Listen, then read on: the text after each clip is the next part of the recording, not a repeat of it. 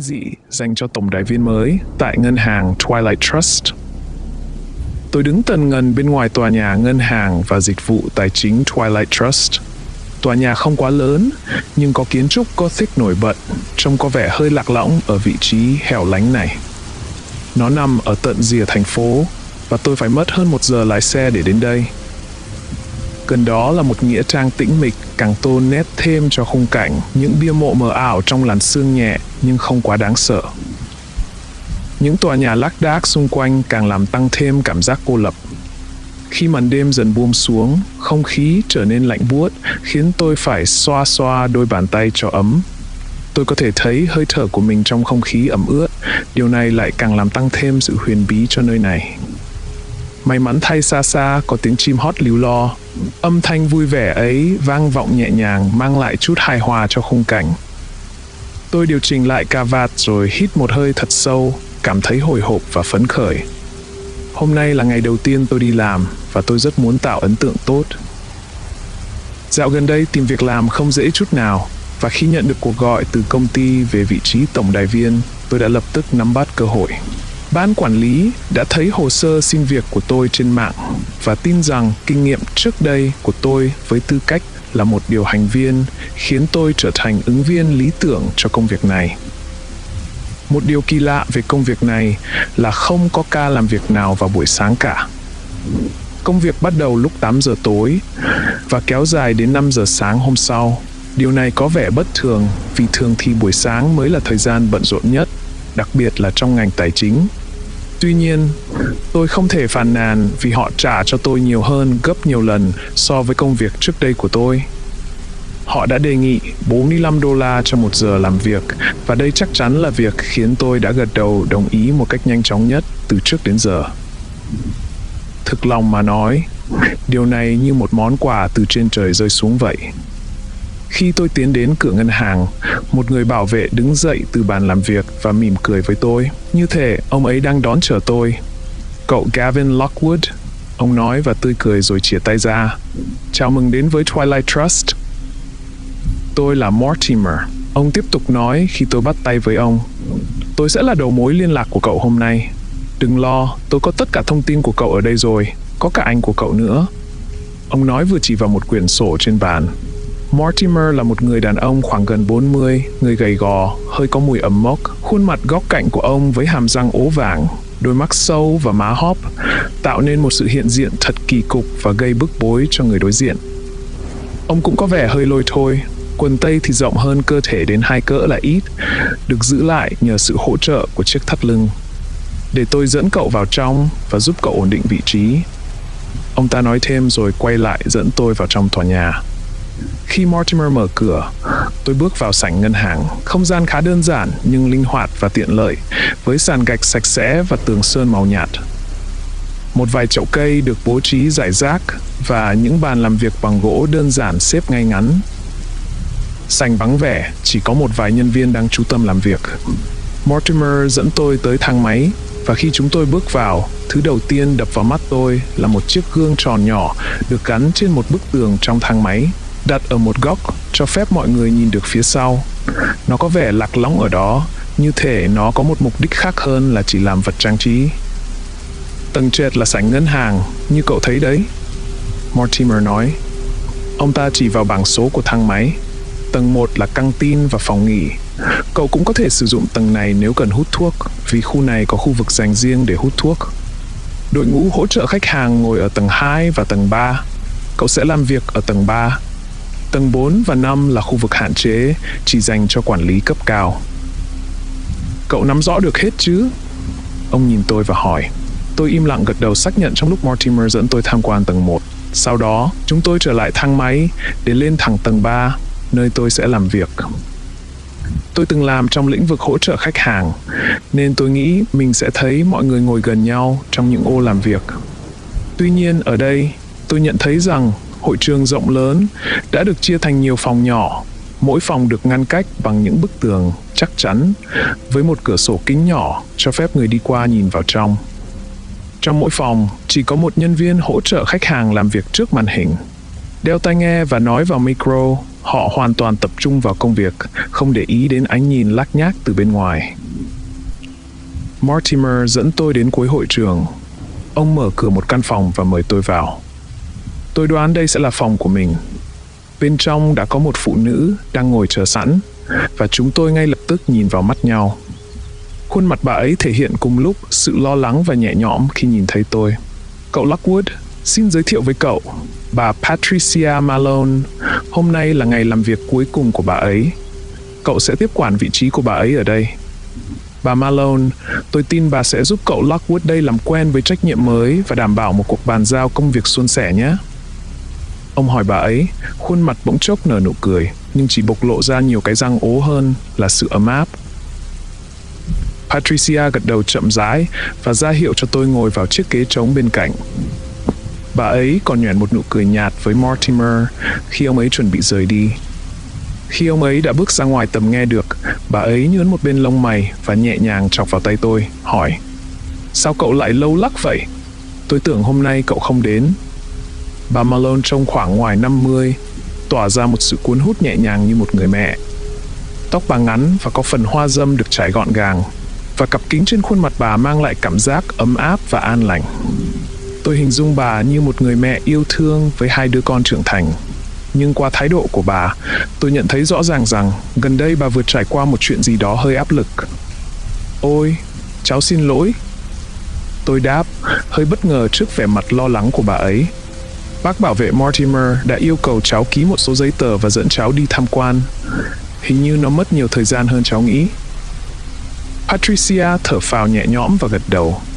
Trong một khoảnh khắc, bà vô thức nhìn về phía bức tường phía sau. Và tôi lại nhìn thấy nó, chiếc gương mà tôi đã thấy trong thang máy. Nó cũng ở đây. Nhưng lần này lớn hơn, hình oval và cỡ bằng cánh tay tôi. Một vài inch phía dưới là một chiếc đồng hồ quả lắc kiểu cổ, với kim chỉ vào đúng 8 giờ sáng. Rõ ràng là cái đồng hồ này đã ngừng chạy từ lâu. Khi Patricia dành chút thời gian cho việc chuẩn bị giới thiệu công việc mới cho tôi nhìn quanh văn phòng để cảm nhận không gian. Nó trông khá điển hình. Một chiếc bàn lớn chiếm hầu hết không gian phòng, với một chiếc máy tính ở giữa và một chiếc điện thoại bên cạnh. Bên cạnh điện thoại là một bức tượng nhỏ và một cuốn sổ da cũ. Còn có một máy in và một chậu cây nhỏ, dường như hòa hợp với tổng thể bố trí căn phòng. Ở một góc phòng gần chiếc đồng hồ có một tủ hồ sơ lớn. Trên bức tường đối diện cách tôi vài bước chân là một bức ảnh được đóng khung, trưng bày một con côn trùng hóa thạch bên trong một viên hổ phách. Suy nghĩ của tôi bị cắt ngang khi giọng nói của Patricia vang lên, kéo tôi trở lại sự chú tâm vào bà khi bà bắt đầu giải thích về công việc. Thế này Gavin ạ, ở đây chúng ta có một đội ngũ 40 nhân viên hỗ trợ khách hàng, mỗi người chuyên môn trong các lĩnh vực dịch vụ khác nhau. Những đại diện này giúp khách hàng giải đáp thắc mắc, từ quản lý tài khoản tiết kiệm, xử lý đơn xin thẻ tín dụng, đến việc xử lý các khoản vay cá nhân hay hướng dẫn khách hàng qua các chính sách bảo hiểm. Với vai trò điều hành viên, công việc của cậu là đảm bảo rằng mỗi thắc mắc được chuyển đến đúng bộ phận để giải quyết một cách hiệu quả. Bà nhìn tôi và nói, Patricia dành thêm 10 phút để hướng dẫn tôi sơ qua quy trình làm việc, giải thích các bước chính trong việc xử lý cuộc gọi và đồng thời cho tôi biết cách sử dụng. Phần mềm PBX được cài đặt trên hệ thống máy tính. Sau đó, bà mở ngăn kéo bên cạnh mình, lấy ra một cuốn sổ tay cùng một tờ giấy kèm theo. Đây là một tài liệu quan trọng mà tôi muốn cậu xem qua trước tiên. Vui lòng đọc kỹ để đảm bảo cậu hiểu thật cặn kẽ mọi thứ. Đây là những quy tắc mà cậu cần tuân thủ một cách nghiêm ngặt, Gavin ạ. Vì vậy, hãy chắc chắn rằng cậu đọc chúng thật kỹ nhé. Bà đưa cuốn sổ tay cho tôi với ánh mắt nghiêm nghị và chắc chắn. Tôi nhận lấy và bắt đầu đọc. Sổ tay quy tắc và quy định của ngân hàng Twilight Trust. Các điều hành viên phải tuyệt đối tránh sử dụng tên thật khi giao tiếp với khách hàng trong các cuộc gọi. Trong thời gian làm việc tại đây, bạn sẽ được gắn tên là Ryan. Hãy luôn sử dụng tên này. Nhân viên không được phép gọi điện cá nhân tại nơi làm việc. Đường dây số 7 luôn phải để mở. Chỉ nên liên lạc trong những tình huống khẩn cấp nhất, không bao giờ trả lời các cuộc gọi từ số bị chặn. Những số này thường được đánh dấu bằng màu đỏ và sẽ nhấp nháy ngay trên màn hình của bạn khi cuộc gọi được thực hiện. Đừng thử tìm hiểu về những cuộc gọi này. Không được nhận cuộc gọi nào từ 12 giờ đêm đến 1 giờ sáng. Khoảng thời gian này được gọi là giờ làm nhiệm vụ. Trong khoảng thời gian này, hệ thống phải được đặt ở chế độ im lặng và điều hành viên nên tập trung vào nhiệm vụ được giao. Do đó, điều hành viên nên hoàn tất tất cả cuộc gọi trước 11 giờ 55 phút đêm để sẵn sàng khi giờ làm nhiệm vụ bắt đầu. Chi tiết về nhiệm vụ sẽ được cập nhật hàng ngày trong một cuốn sổ ra. Sau khi hoàn thành nhiệm vụ, hãy lấy tài liệu ra khỏi sổ, ký tên và lưu nó dưới tên của bạn trong tủ hồ sơ. Nếu cuộc gọi vô tình được nhận trong giờ nhiệm vụ, một bộ đếm thời gian sẽ tự động kích hoạt trên màn hình. Hãy tiếp tục nói chuyện với khách hàng trong vòng thời gian của bộ đếm. Đừng ngắt cuộc gọi trước khi hết thời gian, vì việc này có thể dẫn đến hậu quả nghiêm trọng. Công việc tại Twilight Trust là hoàn toàn bí mật và thông tin về công việc không được chia sẻ với người ngoài hoặc đồng nghiệp. Ngoài các quy tắc trên, có một số quy tắc mà bạn phải tuân theo hàng ngày theo thứ tự đã quy định trước khi bắt đầu làm việc. Các quy tắc này bao gồm lau bụi và dọn dẹp nơi làm việc của bạn vào đầu mỗi ca. Đặt một cốc nước bên cạnh bức tượng ở bên cạnh màn hình. Quay bức tượng về phía bạn khi bạn bắt đầu ca làm việc và quay về phía hệ thống khi bạn hoàn thành ca làm việc. Rắc một ít bột quế để niêm phong cửa văn phòng của bạn. Mỗi ngày sẽ có một bộ pin mới được đặt trong ngăn kéo của bạn. Hãy lắp vào đồng hồ treo tường và đặt lại giờ vào đầu mỗi ca. Gỡ pin ra và vứt vào thùng rác khi kết thúc ca. Chỉ sử dụng dây đỏ được cung cấp với tên thật của bạn in trên đó. Dây này phải được kết nối và gỡ ra khỏi hệ thống vào đầu và cuối mỗi ca. Đặt dây vào một túi kín sau khi hoàn thành ca làm việc để có thể tái sử dụng vào ngày hôm sau. Nếu bạn đồng ý với những quy tắc này, vui lòng ký tên vào dòng chấm dưới đây. Tôi nhanh chóng ký vào tài liệu, mặc dù nghĩ rằng một số quy tắc có phần kỳ lạ. Tôi cũng nhận ra tài liệu này có một chút kiểu nghi thức khi tôi lật đến trang cuối cùng. Nó ghi: chúc mừng bạn đã trở thành nhân viên của ngân hàng Twilight Trust. Và bây giờ, theo truyền thống lâu đời của chúng ta, hãy thay mặt cho công ty gỡ bức chân dung khỏi tường và trao cho nhân viên sắp nghỉ việc như một lời tri ân. Khi tôi quay lại nhìn bức chân dung đóng khung trên tường, tôi ngạc nhiên khi thấy hình ảnh đã thay đổi. Bây giờ, nó thể hiện một chú bướm tuyệt đẹp với đôi cánh dang rộng. Khi tôi tặng nó cho Patricia, tôi thấy nước mắt chảy dài trên khuôn mặt bà ấy. Bà ấy cảm ơn tôi và ôm tôi thật chặt. Khi bà ấy ôm chặt tôi, bà ấy thì thầm vào tai tôi: Gavin, hãy tuân thủ các quy tắc. Nếu cậu thấy Mortimer rình mò quanh văn phòng của cậu, hãy kiểm tra lại để đảm bảo rằng cậu đã tuân thủ đúng các quy tắc, được chứ? Tôi im lặng gật đầu. Lần đầu tiên trong ngày tôi thấy mình không thể ngăn được nỗi sợ đang nhen nhóm trong lòng. Sau đó, bà ấy vội vã thu dọn đồ đạc và nở một nụ cười đầy hy vọng với tôi trước khi hối hả rời khỏi văn phòng. Ngay khi bà ấy khuất khỏi tầm mắt, mắt tôi ngay lập tức hướng về chiếc gương trên tường, thôi thúc tôi phải nhìn kỹ hơn. Nó có vẻ bình thường, nhưng một sự nghi ngờ dai dẳng len lỏi vào trong tôi. Tôi không thể thoát khỏi suy nghĩ rằng đó có thể là một chiếc gương hai chiều. Loại gương được sử dụng trong các cuộc thẩm vấn của cảnh sát, nơi người quan sát có thể quan sát từ phía bên kia mà không bị phát hiện. Nhưng điều đó cũng có vẻ không thể xảy ra vì chiếc gương được gắn cao trên tường, gần chạm tới trần nhà, lại được đặt ở góc hoàn hảo để phản chiếu bất kỳ ai ngồi trên ghế bên dưới. Vì vậy, phỏng đoán hợp lý nhất tiếp theo sẽ là có thể có một chiếc camera ẩn được lắp bên trong. Và điều đó có lý, từ những việc của giờ làm nhiệm vụ mà họ ưa thích. Cá nhân tôi chỉ hy vọng họ sẽ không bắt tôi làm điều gì đó kỳ quặc hoặc hài hước và phát tán nó trên Internet. Tôi thở dài và bắt đầu sắp xếp không gian làm việc mới theo hướng dẫn trong tài liệu. Tôi phủi bụi và lau sạch khu vực làm việc, đổ đầy nước vào một cốc và đặt trước bức tượng mà tôi đã đặt đối diện với mình. Bức tượng trông giống một người đàn ông trung niên có bộ ria mép rậm và bộ vest được may đo cẩn thận. Có lẽ là người sáng lập ngân hàng. Tiếp theo, tôi lắp một cặp pin mới vào đồng hồ, chỉnh giờ về hiện tại. Tôi tháo sợi dây màu đỏ ra khỏi giấy gói và thấy tên tôi đã được in nổi trên đó. Tôi thay sợi dây cũ bằng sợi dây mới và cố định nó vào hệ thống. Cuối cùng, tôi rắc một ít bột quế xung quanh cửa ra vào. Sau khi hoàn thành mọi nghi thức, tôi từ từ ngồi vào chỗ và đưa mắt nhìn khắp phòng.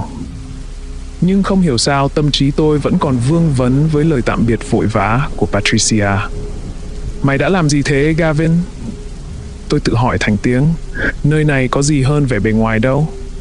Một phần trong tôi muốn đứng dậy và rời đi, nhưng sự hấp dẫn của tấm séc lương khiến tôi dán chặt mông vào ghế.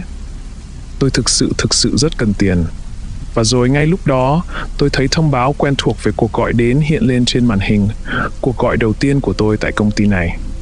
Mắt tôi ngay lập tức hướng về đồng hồ bấm giờ trên tường. Đồng hồ vừa điểm 8 giờ 0 phút tối. Tôi gạt bỏ mọi nghi ngờ, đeo tai nghe và trả lời cuộc gọi. Chào mừng đến với Twilight Trust, tôi là Ryan. Hôm nay tôi có thể giúp gì cho quý khách?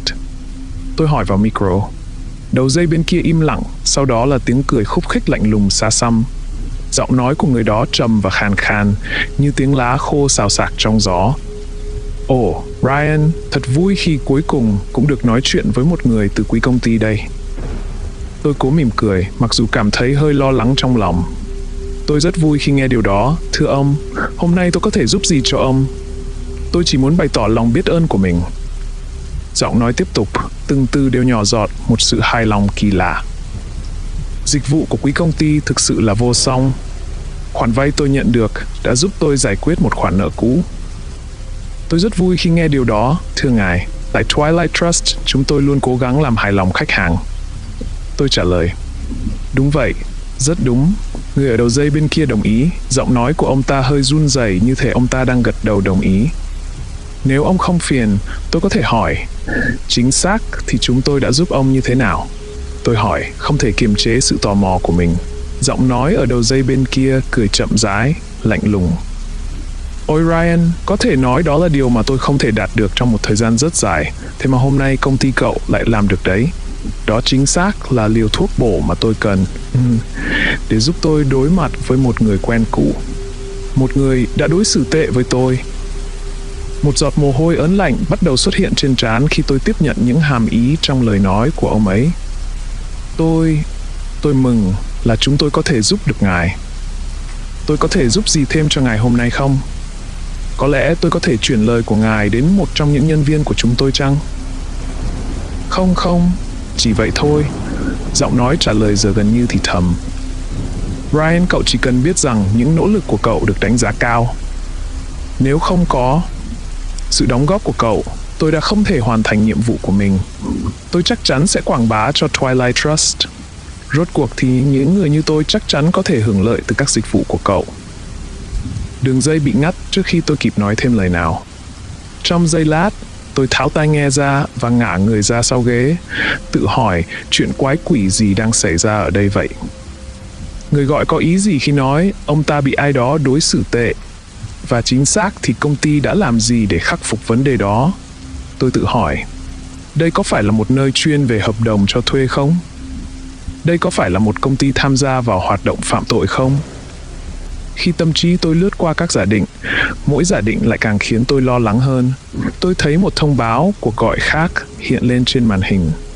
Ngay cả điện thoại di động của tôi cũng rung lên trong túi cùng lúc đó. Khi tôi lấy điện thoại ra, tôi nhận ra tài khoản của mình vừa được cộng $10,000 tiền thưởng khi tham gia vào Twilight Trust. Tim tôi bắt đầu đập thình thịch trong lồng ngực khi một làn sóng lo lắng và phấn khích dâng trào trong tôi. Và ngay lúc đó, như thể bị một sức mạnh khó hiểu nào đó kéo đi, mắt tôi từ từ miễn cưỡng hướng về phía tấm gương trên tường, giờ đây dường như đang chuyển sang màu xám đen. Lúc đó, tôi không thực sự biết liệu mắt mình có đang đánh lừa mình hay không, nhưng tôi vẫn đeo tai nghe và tiếp tục trả lời cuộc gọi tiếp theo. Chào mừng đến với Twilight Trust, tôi là Ryan. Hôm nay tôi có thể giúp gì cho quý khách? Một người đàn ông trung niên với giọng khàn khàn trả lời. Xin chào, tôi đang tìm một hợp đồng bảo hiểm mới cho gia đình mình. Chỉ có ba chúng tôi, vợ tôi và cậu con trai nhỏ của chúng tôi. Tất nhiên rồi, thưa ông, tôi rất vui được tư vấn cho ông. Tôi trả lời, vừa kéo lên các thông tin chi tiết có liên quan. Cụ thể ông đang tìm loại bảo hiểm nào? Một loại bảo hiểm toàn diện, ông ấy nói, giọng đều đều nhưng uể oải. Gần đây chúng tôi gặp một vài vấn đề về sức khỏe và tôi chỉ muốn đảm bảo rằng tất cả chúng tôi đều được bảo hiểm. Tôi hiểu rõ rồi, thưa ông. Tôi sẽ tiếp tục và kết nối ông với các chuyên gia bảo hiểm y tế của chúng tôi. Họ sẽ có thể cung cấp cho ông những lựa chọn tốt nhất cho gia đình mình. Cảm ơn cậu, tôi rất cảm kích. Người đàn ông trả lời, xin hãy giữ máy trong khi tôi chuyển cuộc gọi của ông. Tôi nói, trước khi chuyển cuộc gọi đến đúng phòng ban chức năng. Và cứ thế trong vài giờ tiếp theo, mọi thứ diễn ra đều đặn như đồng hồ. Mọi thứ bắt đầu dần dần đi vào guồng quay. Với mỗi cuộc gọi tiếp theo, tôi thấy mình đã bắt đầu có thể thư giãn. Sự căng thẳng từ cuộc gọi đầu tiên đầy lo lắng dần tan biến theo thời gian. Thấy chưa, đâu tới nỗi nào, tôi tự nhủ. Chỉ là một ngày bình thường ở công ty, giống như bất kỳ nơi nào khác. Không có gì đáng ngạc nhiên ở đây. Mọi thứ đều bình thường, mình vẫn ổn mà. Tôi kết luận. Hít một hơi thật sâu và để những lời trấn an của riêng mình lắng xuống. Mặc dù đã thoải mái hơn, nhưng thỉnh thoảng tôi vẫn không khỏi liếc nhìn tấm gương trên tường, lúc này đã chuyển sang màu xanh nhạt. Sau khi nhận thêm một vài cuộc gọi, tôi duỗi chân tay và nhìn đồng hồ. Lúc đó đã là 11 giờ đêm. Cảm thấy mệt mỏi sau những giờ làm việc, tôi quyết định đã đến lúc mình phải nghỉ ngơi. Tôi nhập vào hệ thống để ghi lại trạng thái của mình là đang nghỉ và thông báo cho nhóm hỗ trợ để người khác có thể tiếp quản cho đến khi tôi quay lại. Trên đường đến căng tin, tôi đăng nhập vào ứng dụng ngân hàng trên điện thoại để đảm bảo rằng khoản tiền thưởng $10,000 đã được chuyển thành công vào tài khoản. Quả nhiên, nó đã ở đó, xác nhận là có một khoản tiền thật bất ngờ. Tôi chưa bao giờ nhìn thấy nhiều tiền như vậy trong đời và tôi vô cùng phấn khích. Khi bước vào căng tin, quang cảnh xung quanh có vẻ yên ắng một cách kỳ lạ. Căn phòng tối om với những ngọn đèn trên cao nhẹ nhàng chiếu xuống xung quanh một thứ ánh sáng nhàn nhạt.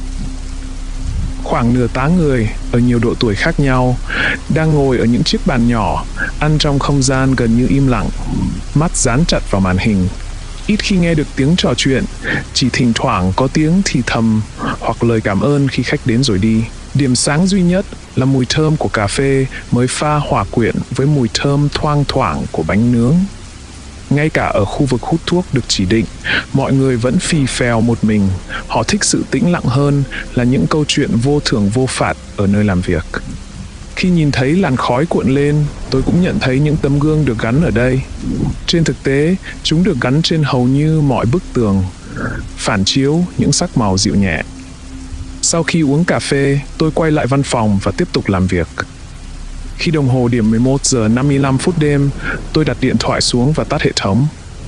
Khi nửa đêm cuối cùng cũng đến, một con chim cu gáy bằng gỗ bay ra khỏi tổ. Nó đập cánh và phát ra một loạt tiếng cu vang vọng khắp phòng với tiếng vang nhịp nhàng. Tôi từ từ mở cuốn sổ ra xem mình sẽ phải làm nhiệm vụ gì và tôi bắt đầu đọc. Xin chào Gavin, công việc đang rất thuận lợi đấy. Vui lòng đọc to và rõ văn bản bên dưới. Cứ thoải mái cười to nếu bạn thấy một thứ gì đó hài hước. Bạn cũng có thể chỉnh sửa văn bản hoặc thêm những đóng góp nhỏ của riêng bạn bằng trí tưởng tượng phong phú của chính mình. Được rồi, bắt đầu thôi. Tôi tự nói với mình rồi bắt đầu đọc và tôi nghe thấy giọng mình vang vọng khắp phòng. Tại sao Mozart lại giết hết đàn gà của mình? Bởi vì khi ông ta hỏi chúng ai là nhà soạn nhạc giỏi nhất, tất cả đều trả lời Bach. Phần khó nhất khi ăn rau là gì? Tất nhiên là xe lăn. Giải thích nhé. Một cái bàn bất động sẽ bị một cái ghế có bánh xe có thể chuyển động làm khó. Bà cha nó khó hiểu vờ lờ. Tại sao trẻ mồ côi không chơi bóng chày? Bởi vì chúng không biết nhà ở đâu. Ở đây, home plate là thuật ngữ chỉ đích về trong bóng chày. Trẻ mồ côi không có home, tức là nhà, nên không thể về nhà. Hài hước dữ dằn luôn rồi. Những người họ hàng lớn tuổi của tôi thích trêu chọc tôi tại các đám cưới. Họ nói rằng cháu sẽ là người tiếp theo. Nhưng họ nhanh chóng dừng lại khi tôi bắt đầu làm điều tương tự với họ tại các đám tang. Bạn đã nghe về anh chàng bị chặt nửa bên trái chưa? Chà, giờ anh ấy đã ổn rồi. Giải thích, bị chặt nửa left side, bên trái, nên chỉ còn toàn bên phải là all right. Ở đây all right vừa có nghĩa là toàn bên phải, vừa có nghĩa là ổn, tốt đẹp. Nhưng mà tôi thì đang thấy ổn nần rồi á. Và cứ thế trong nửa giờ tiếp theo, tôi từ từ đọc to từng câu chuyện cười. Tôi phải nói rằng tôi thấy đó là một trải nghiệm kỳ lạ nhưng buồn cười. Và sau khi hoàn thành bài tập này, tôi chuyển sang nhiệm vụ thứ hai, yêu cầu tôi viết về một sự kiện khiến tôi buồn trong cuộc đời mình. Nhưng ở đây, tôi được yêu cầu phải trung thực và thẳng thắn về trải nghiệm đó. Vì vậy, tôi bắt đầu viết về một sự cố xảy ra ở Aspen. Mẹ và bố đang chuẩn bị trượt tuyết xuống đồi thêm một lần cuối. Đó là ngày cuối cùng của chúng tôi ở Colorado trước khi chúng tôi chuẩn bị bắt chuyến bay về nhà. Tôi vừa được nhận vào trường Ivy League và bố mẹ tôi muốn ăn mừng bằng một kỳ nghỉ ngẫu hứng. Khi họ đeo kính bảo hộ cho lần trượt cuối này, tôi đang ngồi trong sự ấm áp của quán cà phê gần đó, nhìn qua một cửa sổ kính lớn, trong khi bế đứa em trai 1 tuổi Kevin trên một tay và cầm chiếc máy ảnh trên tay kia. Em gái 6 tuổi Keely ngồi cạnh tôi. Bố đã khăng khăng bắt tôi chụp ảnh khi ông về đích, tự tin rằng ông sẽ thắng cuộc thi nhỏ của họ. Đột nhiên, Keely kéo chân tôi và tôi giật mình khi thấy cô bé khóc. 5-1, cô bé lặp đi lặp lại, nước mắt giàn giụa trên mặt. Tôi đứng đó, đờ đẫn vì sốc. Đây là lần đầu tiên tôi nghe Keely nói. Cô bé luôn là một đứa trẻ kỳ lạ, ngồi im lặng hàng giờ, đồng hồ tự chơi với con búp bê. Đó là một ngày bình thường đối với cô bé. Mẹ và bố đã đến gặp tất cả những bác sĩ mà họ biết. Họ rất muốn nghe con bé nói, nhưng con bé chỉ lắc lư qua lại trong im lặng. Các bác sĩ đều cho con bé một tờ giấy chứng nhận sức khỏe tốt, nói rằng chậm nói là chuyện bình thường. Nhưng dù thế thì bố mẹ tôi cũng chưa bao giờ yên tâm về vấn đề đó của con bé. Một lần khi Kylie lên 4, mẹ đã thử dạy con bé toán. 5-1 bằng bao nhiêu Keely? Mẹ hỏi. Keely lặng lẽ đếm trên ngón tay và giơ 4 ngón tay lên. Gọi mẹ một lần đi nào. Bà nài nỉ, nhưng Keely vẫn im lặng, tiếp tục chơi với búp bê của mình. Khoảnh khắc đó thật sự đã khiến trái tim mẹ tan vỡ và mẹ không bao giờ yêu cầu Keely nói nữa, mặc dù mẹ vẫn luôn chăm sóc con bé rất ân cần. Khi tôi đang cố gắng hiểu những lời Keely nói, tôi thấy mẹ đang nhìn hai chúng tôi từ xa nơi bà đang đứng. Mặc dù mẹ không thể nghe thấy những gì Kylie nói, nhưng bà có thể thấy rõ con gái mình đang cố gắng nói chuyện với tôi. Và con bé bắt đầu từ từ bước về phía chúng tôi với vẻ lo lắng và tò mò, trong khi bố nhìn lại với vẻ bối rối. Đúng lúc đó, mặt đất bắt đầu rung chuyển. Một trận tuyết lở lớn ầm ầm đổ xuống đồi, cuốn trôi những người trượt tuyết, bao gồm cả bố. Mẹ đã gần như tránh được sự càn quét vì bà đã đến gần quán cà phê hơn, nhưng vẫn bị kẹt trong tuyết đổ và bị kéo xuống dốc. Khi đội cứu hộ tìm thấy bố, ông đã mất. Mẹ tôi dù vẫn còn sống nhưng đã bị thương nặng. Chúng tôi đã dành nhiều tháng trong bệnh viện và tôi đã từ bỏ ước mơ vào đại học để có thể dùng tiền đó trả viện phí cho mẹ. Tuy nhiên, mẹ không thể hồi phục và cuối cùng tim bà đã ngừng đập, để lại tôi một mình chăm sóc Kylie và Kevin. Đã 8 năm trôi qua kể từ lần đó và gia đình tôi đã phải chịu đựng nhiều thử thách, nhưng chúng tôi vẫn tiếp tục ngẩng cao đầu. Keely hiện giờ đã 14 tuổi, đang lớn lên thành một cô gái trẻ chu đáo và nhạy cảm. Bây giờ cô bé nói chuyện thoải mái hơn, thể hiện bản thân theo những cách mà chúng tôi chưa từng nghĩ đến. Kevin, 9 tuổi, đã tìm được vị trí của mình trong đội bơi và đang phát triển vượt bậc.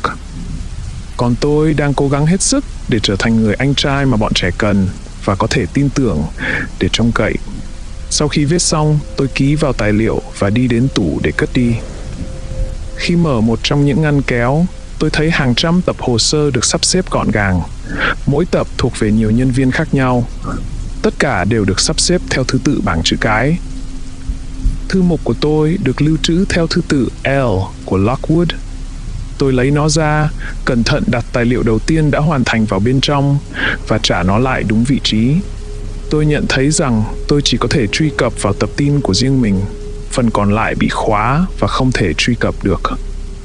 Sau khi hoàn thành giờ làm nhiệm vụ, tôi quay lại công việc thường ngày của mình là tổng đài viên. Tôi dành vài giờ tiếp theo để bận rộn với điện thoại khi các cuộc gọi đến và đi.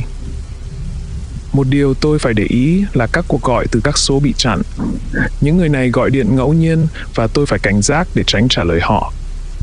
Một khía cạnh kỳ lạ khác là đường dây số 7 luôn hoạt động và tôi không khỏi tự hỏi câu chuyện đằng sau nó là gì. Tuy nhiên, tôi để nguyên và tuân thủ các quy tắc. Mọi thứ diễn ra suôn sẻ và tôi trân trọng sự bình yên mà nó mang lại. Khi tôi hoàn thành ca làm việc của ngày đầu tiên, tôi cẩn thận thực hiện phần cuối của nghi thức, bao gồm việc niêm phong sợi dây màu đỏ trong một chiếc túi. Khi tôi tắt đèn trong cabin, ánh mắt tôi tự động hướng về chiếc gương trên tường, vẫn đang phát ra ánh sáng xanh mờ nhạt. Tôi đóng cửa và đi qua hành lang đến thang máy. Ngay khi tôi nhấn nút xuống tầng trệt, đèn bắt đầu nhấp nháy. Đột nhiên, thang máy đột ngột hạ xuống, sau đó giật lên, giống như một cái chai đang rơi tự do bị sợi dây buộc vào giật lại. Chuyển động dữ dội khiến tôi ngã xuống sàn. Trong trạng thái hoảng loạn, tôi nhìn thang máy tiếp tục lao xuống từng tầng một. Đầu tiên là lao xuống, rồi sau đó bị giật mạnh trở lại bằng dây cáp. Khi đến tầng trệt, thang máy đã giật 3 lần, khiến tôi nằm gục trên sàn trong bóng tối hoàn toàn. Chỉ có một ánh sáng vàng mờ nhạt, sâu thẳm phát ra từ chiếc gương. Tôi nhanh chóng loạng choạng ra khỏi thang máy, hầu như không thể tự đứng dậy. Mỗi giây ở đó đều giống như thể đó là giây phút cuối cùng của tôi vậy. Trong suốt quá trình thử thách, những người đang ngồi tại bàn làm việc của họ ở tầng trệt thậm chí còn không thèm liếc lên xem tôi có ổn không. Họ vẫn tiếp tục công việc của mình mà không hề bị quấy rầy, như thể không có chuyện gì bất thường xảy ra cả. Tôi hít một hơi thật sâu, mở cửa ra vào và bước ra ngoài không khí lạnh lẽo của đêm đen. Tôi hy vọng cậu đã có một ngày đầu tiên tốt đẹp, Lockwood. Giọng của Mortimer đột nhiên vang lên từ bàn làm việc của ông bên ngoài tòa nhà. Chỉ cần nhìn vào mặt tôi, ông ấy đã nhanh chóng biết được đã có chuyện gì xảy ra. Ồ, có phải là thang máy không? Tôi xin lỗi, lẽ ra tôi nên cảnh báo cậu trước. Đây là một tòa nhà cũ, cậu Lockwood ạ, và thỉnh thoảng di chuyển có thể hơi sóc. Đừng lo, nó vẫn an toàn và cậu sẽ sớm quen với nó thôi. Ông ấy nói thêm, nở một nụ cười khoan khoái. Tôi chỉ gật đầu đáp lại, nhưng tự nhủ từ giờ phải đi cầu thang bộ. Tôi lên xe và bắt đầu lái xe trong 1 giờ đồng hồ để trở về trung tâm thành phố. Khi về đến nhà, tôi đã kiệt sức và bình minh vừa mới bắt đầu ló dạng. Khi bước vào nhà, tôi thấy em gái Keely đang ngủ trên ghế sofa, có lẽ con bé đang đợi tôi về. Một nụ cười khẽ hiện trên môi khi tôi thấy con bé đã chuẩn bị sẵn bữa trưa trên bếp cho Kevin và bản thân. Tôi đã bảo con bé rằng với những đêm thức trắng, con bé sẽ phải làm việc nhà nhiều hơn và còn phải chăm sóc em trai. Và Keely đã bắt đầu gánh vác trách nhiệm. Con bé trông có vẻ nhẹ nhõm khi thấy tôi lúc tôi nhẹ nhàng đánh thức nó dậy, rồi sau đó tôi giúp Kevin chuẩn bị đi học. Khi cả hai đã mặc quần áo, Kylie cảm ơn tôi vì bữa trưa. Điều này khiến tôi nhớn mày. Tôi mệt đến mức nghe nhầm, hay là nó chỉ đang tỏ ra lịch sự như mọi khi? Dù sao thì con bé cũng không đợi tôi phản ứng. Nó nhanh chóng chạy ra cửa, nắm lấy tay Kevin khi cả hai vội vã cố gắng bắt kịp xe buýt của trường. Tôi vẫy tay từ hiên nhà khi nhìn chúng leo lên xe, rồi quay vào, ngã xuống giường và ngủ ngay lập tức. Khi tôi trở lại làm việc vào ngày hôm sau, điều đầu tiên tôi nhận thấy là một bức chân dung mới đã được treo lên tường, chỗ mà bức ảnh cũ từng được đặt. Đó là một bức ảnh đẹp, chụp cận cảnh một con côn trùng đang đậu trên cành cây. Dù chỉ là ngày thứ 2 đi làm, tôi cũng tự hỏi khi nào sẽ đến lượt tôi nhận được bức chân dung như một biểu hiện của sự trân trọng khi tôi rời khỏi công ty. Tuy nhiên, trong vài ngày tiếp theo, tôi bắt đầu nhận thấy có những điều kỳ lạ xảy ra ở nơi làm việc lẫn ở nhà. Tôi không thể chỉ rõ ra, nhưng có một vài điều nhỏ nhặt dường như không ổn. Ví dụ, trong bài tập giờ nhiệm vụ thứ 2 của tôi được yêu cầu viết một bài luận về truyện ngắn Tuyết trên đỉnh Kilimanjaro của Ernest Hemingway. Một câu chuyện về sự hối tiếc và những cơ hội đã bỏ lỡ của một người đàn ông khi đối mặt với cái chết của mình. Điều thực sự khiến tôi khó chịu là tôi đã từng giành một giải thưởng nhỏ ở trường khi viết một bài luận về chính câu chuyện này. Đây chỉ là sự trùng hợp ngẫu nhiên mà thôi sao? Tôi không thể chắc chắn, nhưng rất rõ ràng, tôi có cảm giác như công ty biết nhiều điều về tôi hơn là tôi biết về họ. Và rồi khi tôi về nhà, tôi thấy giường của mình như thể đã có người nằm, nhưng tôi không thể nhớ liệu mình có dọn giường sau khi thức dậy không. Một thói quen mà tôi thường duy trì. Còn có những điều kỳ lạ khác, như bàn chải đánh răng của tôi bị di chuyển sang phía bên kia bồn rửa mặt, hay tủ quần áo của tôi có chút xáo trộn. Kylie nói với tôi rằng con bé cũng cảm thấy bất an, đặc biệt là vào ban đêm, dù nó không thể chỉ rõ ra điều gì. Con bé nói rằng nó thường cảm thấy như bị theo dõi, nên bắt đầu ngủ ở phòng khách để trông chừng Kevin, thằng bé ngủ trong phòng kế bên. Kỳ lạ thay, con bé thường nói rằng nó đã rơi vào giấc ngủ sâu bất thường ngay sau đó. Điều này thật lạ lùng vì con bé luôn là một người ngủ ít, dễ bị đánh thức bởi những tiếng động nhỏ nhất. Tôi cố gắng trấn an con bé, nói rằng có thể đó chỉ là trí tưởng tượng của nó và nó vẫn đang làm quen với việc tôi không ở nhà vào ban đêm. Nhưng sâu thẳm bên trong, tôi không thể xua tan được cảm giác rằng có điều gì đó không ổn. Vào ngày thứ tư, tôi tỉnh dậy với cơn đau đầu và khi tôi nhìn vào gương trong phòng tắm, máu đã chảy từ mũi tôi. Có lẽ đó chỉ là do thời tiết lạnh và thiếu ngủ tích tụ, nhưng điều đó khiến tôi hơi hoảng hốt. Ngoài ra, tôi cảm thấy khá ổn, mặc dù một cảm giác u ám vẫn hiện hữu. Dường như đây là một quy luật với công việc này. Cuối mỗi ca làm, một làn sóng nặng nề và buồn bã sẽ ập đến. Nhưng điều tôi thấy kỳ lạ nhất về Twilight Trust là cách mà công việc được quản lý ở đây. Không có quy luật quản lý rõ ràng.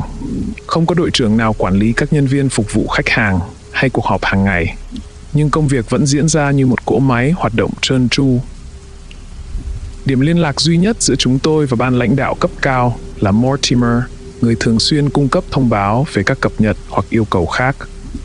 Còn lại, đội ngũ đơn giản là chỉ cắm đầu vào và làm việc với hiệu suất đáng kinh ngạc. Tôi chưa từng thấy điều gì giống như vậy ở những nơi khác. Nhưng tôi bắt đầu gặp khó khăn cá nhân trong công việc. Tôi luôn cảm thấy nặng nề và điều đó ảnh hưởng đến sức khỏe tinh thần của tôi. Tôi bắt đầu khao khát tìm kiếm câu trả lời. Tôi không thể không lo lắng cho sự an toàn của mình và gia đình. Vì vậy, tôi cố gắng bắt chuyện với một số đồng nghiệp trong giờ nghỉ, nhưng họ chủ yếu thích ăn trong im lặng. Cuối cùng, tôi bắt đầu xem xét việc vi phạm một số quy tắc. Có lẽ, trước tiên, tôi có thể trả lời một trong những cuộc gọi bị chặn đó và xem tại sao họ cứ gọi đến. Nó có thể cung cấp một manh mối về những gì đang xảy ra ở đây. Tôi thậm chí có thể giả vờ rằng đó là một sự nhầm lẫn, vì những cuộc gọi đến khá bất ngờ. Ngày hôm sau, tôi đi làm và thực hiện nhiệm vụ của mình như thường lệ.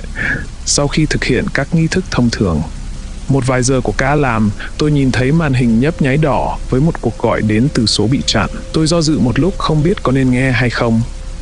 Trong một khoảnh khắc chần chừ, tôi nhấn kết nối và một giọng nói đột nhiên vang lên từ đầu dây bên kia.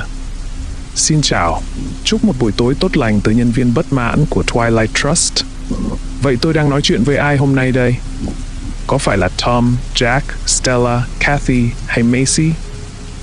Giọng nói ở đầu dây bên kia cười khúc khích, dù tôi biết ông ta thực sự không quan tâm lắm đến việc đó. Chào buổi tối thưa ngài, tôi là Ryan. Tôi có thể biết ai đang gọi không? Tôi đáp, cố gắng giữ vẻ chuyên nghiệp.